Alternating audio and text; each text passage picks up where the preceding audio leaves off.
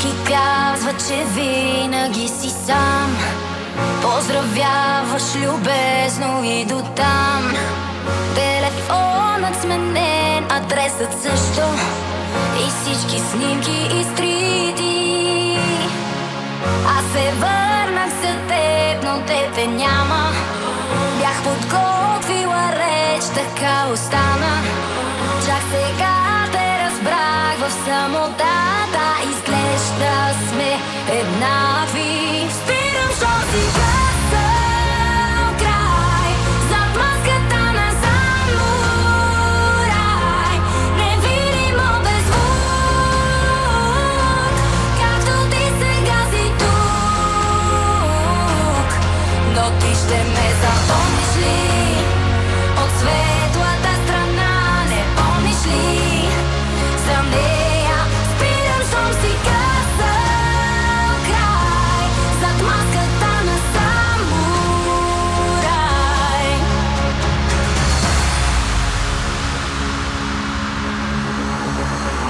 Виждам свет в улични светлини. Не съм излизала вече няколко дни. Градът заспива и не ражда новини. А аз спрях и да питам. Но от време на време сиви сенки рисуват с мен. В стените предричам как протича твоя ден. И затварям очи, светът е пак смирен. В него се заплитам. Спирам, що си късал край. Зад маската на самурай. Невидимо без звук. Както ти сега си тук. Но ти ще ме запомниш ли? От светлата страна не помниш ли? За нея спирам, щом си късал край. Зад маската на самурай.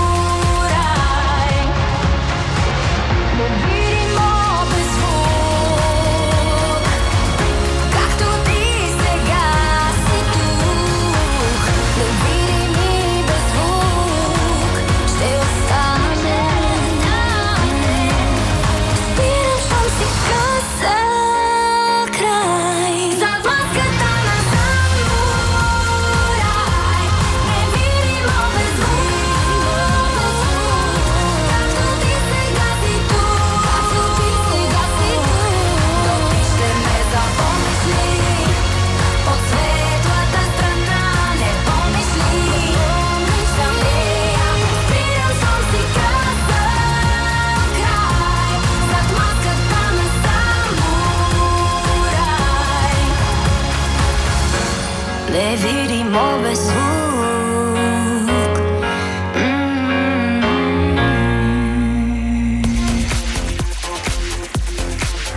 Айде сега да си кажем добър ден. Добър ден. Чакай сега малко по-близо до микрофона. Искаш ли да застанеш?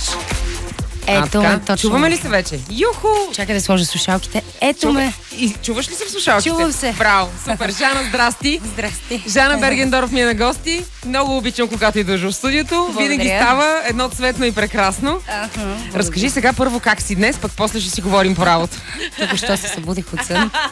Това изобщо Това не е беше вярно. нещо като следобеден сън. Само помни как съм се...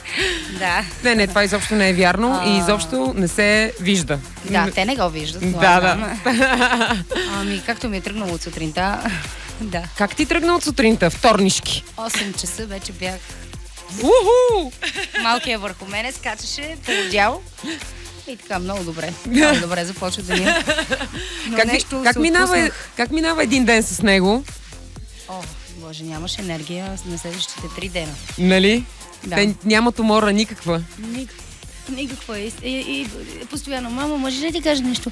Мами, can I say something to you? Мама, can I say something to you? Това е нон-стоп, разбираш ли? Това ме луда. В фазата на защо ли е непрекъснато всеки следващ, и ти единственото нещо, което печелиш е малко време, нали, с по-сложен отговор. Мамо, може ли? И така. Но на мен ми е много яко. Нека Супер. пита детето.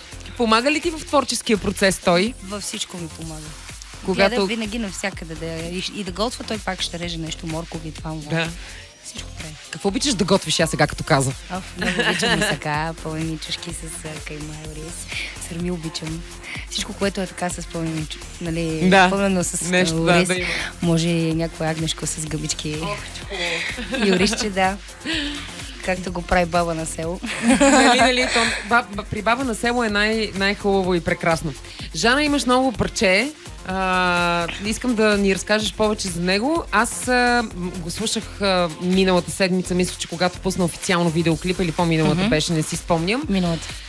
Жестоко съм впечатлена от този клип. Той е толкова красив, благодаря, че направо искам всичко да ми разкажеш, как минаха снимките, така, кой го измисли, за текста също всичко да ми разкажеш. Добре. И въобще така, давай. Значи да почваме също от песента, която се казва "Невъзможни сме сами".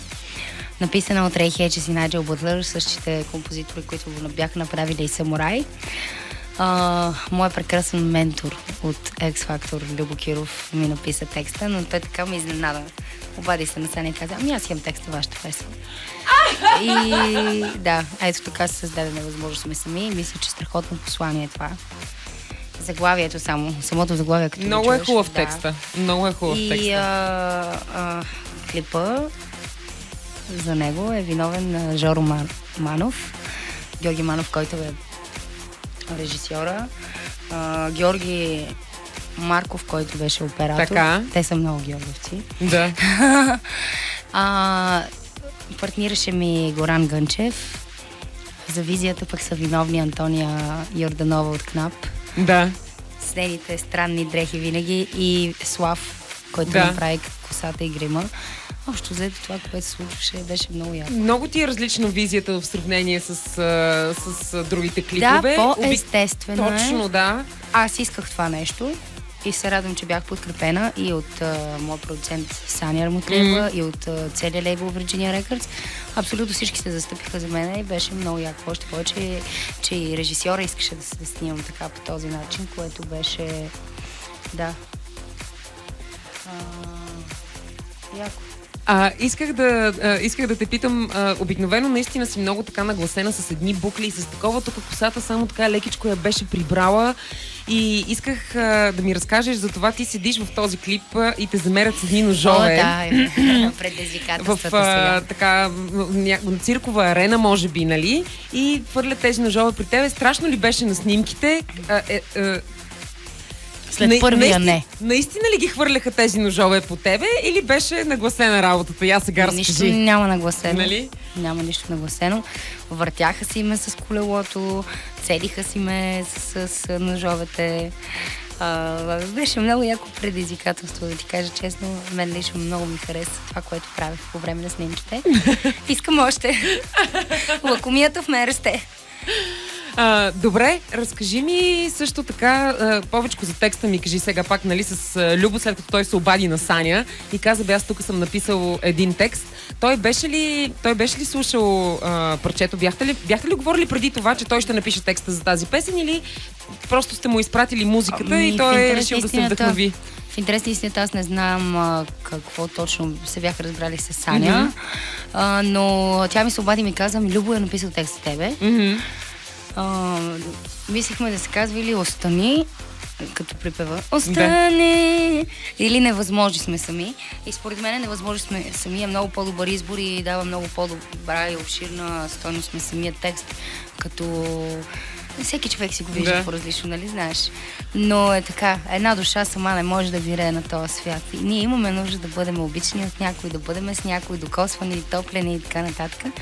И аз вярвам, че моята песен дават едно такова хубаво послание към хората и те усещат. Отдавна ли си каните да работите двамата заедно? Всъщност още от края на X-Factor, предполагам, или още по време на X-Factor? Да знам. На мен ми е много приятно да бъда в ръцете на Любо Киров, защото той много добре знае какво да направи, когато влезе в студиото. Още повече, че той също беше един от хората, които присъстваха в студийния запис. Записахме песента тук. Много ми помогна в студиото. Казваше ми така едни хубави заръки, забележки ми правеше, казваше ми как да изпея еди коя си фраза. Като един истински ментор. Ами, много съм му благодарна и много го обичам. Той менторства ли, така, откакто сте приключили да си работите заедно, менторства ли в твоето развитие, така чисто в интерес на истината винаги се е интересувал какво се случва с мене и около мене. Да не знаеш, обсъждат си ме. Да, така че не мога да се оплача, като че да не съм поела някакво внимание от него. Напротив, факта, че имам този красив, превъзходен текст. От текста скачаме пак на музиката. Да ми разкажеш, не за първи път този тандем работи за теб и ти дава музика. Как се случи сега? Пак ли просто казаха ми, добър ден, ние понеже много обичаме да работим за Жана, искаме тук да ти изпратим още едно парче. Всичко се случва заради Саня, защото тя е човека, който води преговори и разговори с тях. Поддържа връзка. Тя ми урежда всички тези неща, както беше и ходенето до Лондон, срещите с Саймън и с Рей, с Джордж Левенди, Сони Сайко и така нататък. Всички тия неща още ме пресекат в съседа. Веднага да се почваш да се вълнуваш. Нека да не забравяме, че Самурай беше записано там, в Англия. По принцип и двете песни ми бяха дадени по това време. И аз трябваше да избера.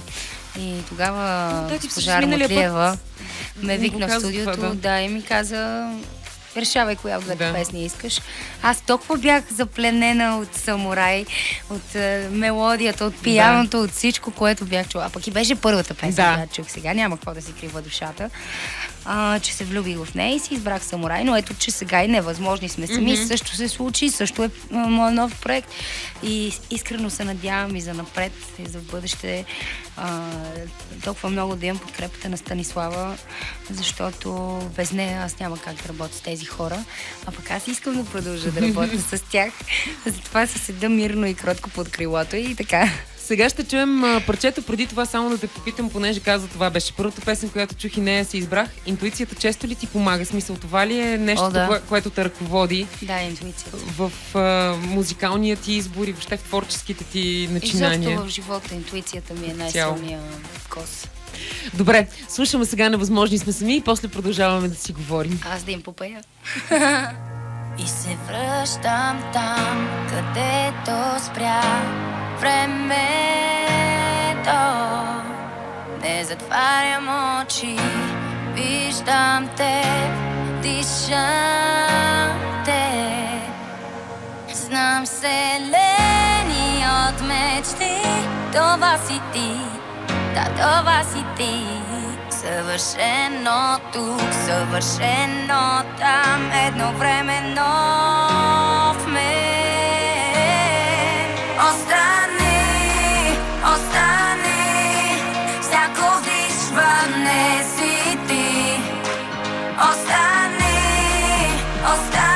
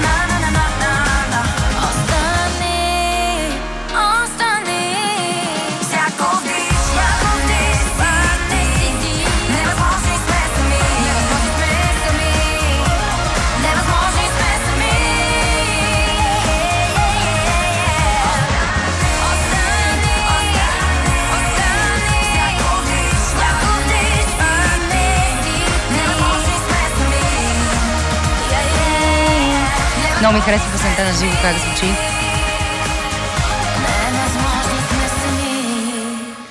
Пуснахте малко да им попееш на нашите слушатели. Така ли? Да, абсолютно нарочно. Да, на мене аз вече направих лек така премиера на песента. Така ли? Да, изпълнях я в Габрово на празника на деня. Хората много се радваха и толкова много я пееха. Толкова ми стана хубаво. Супер. Да видиш, че вече се знае песента. Пях я в Пловдив също. Кефът се. И да ти кажа честно, почвам вече и аз да свиквам с нея, защото като изпях първия път ми беше някакво такова странно, еуфорично. Почва да ми харесва на живо. Ще се намеря в... Колко по-различно звучи на живо като аранжимент, защото има доста тук семпли, които са насложени. Да аз нямам нищо против. Ти ако си готова, давай! Остани, остани, всяко вдишване си ти, невъзможни сме сами. Айде, стига толкова. Много, много яко. Аз съм влюбена в това парче. Това ми е втория диамант.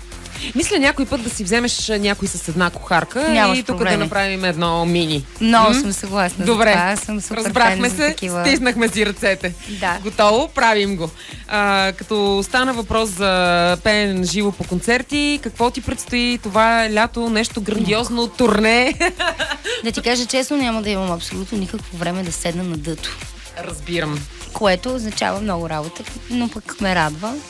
Мисля цяло лято да разкарвам Леон с мене, наляво надясно по турнетата, концертите.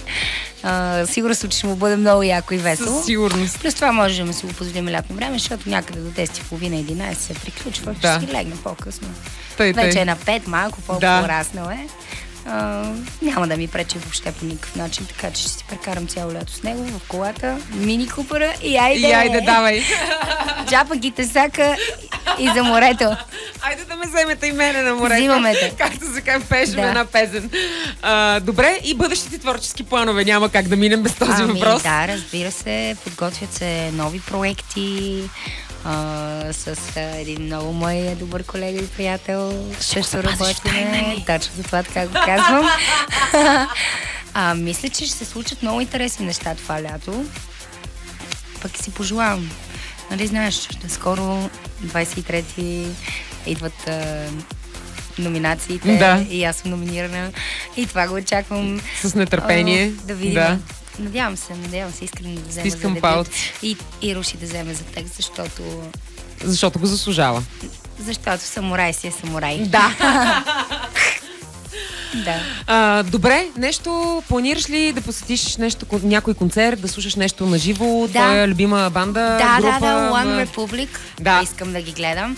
Пак изпуснах Села. С теб на първия ред ще бъдем на One Republic. Добре, търсиш билетите, аз си дам парите и ще му събираме плюнките на Райан. Искам да ти кажа, че като работих в студиото в Англия при Рей, той ми каза едно нещо.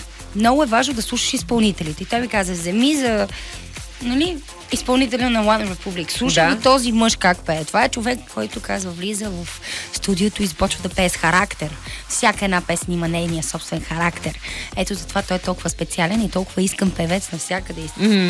И с Америка, и Англия, и така нататък. Те са адски известни. Той наистина те са мега звезди. Искам да го чуя този човек на живо. Аз го обожавам Райан Тедър. Той освен много талантлив певец. Аз безкрайно много го обожавам за продуцентския му нюх. Той горе-долу няма албум, който да е излязъл в последните 3 или 4 години. Той по някакъв начин да не е намесен в него. Говорят и за тия албуми, които са горе по билборд, топ 5. Брутално талантлив човек е. Значи ще се видим на първия ред в Арена Армеец на 2 юни. Със сигурност нещо друго това лято извън България ще планираш ли да посетиш нещо? Не, няма време. Много искам. Знаеш кое искам най-много да посетя? Леглото и възглавните. Това е нещо, което най-много искам да...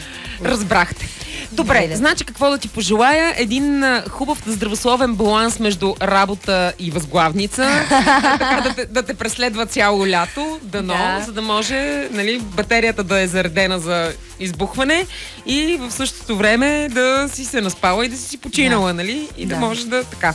Много ти благодаря, че ми беше на гости. Обещай ми, че като се случи това тайното, дето не ми го каза, пак ще дойдеш с мистериозния приятел за ръчичка. Абсолютно. Добре. Вие също му се кефите, така че...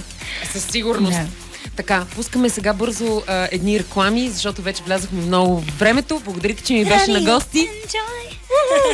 Айде, чао! Чао, чао!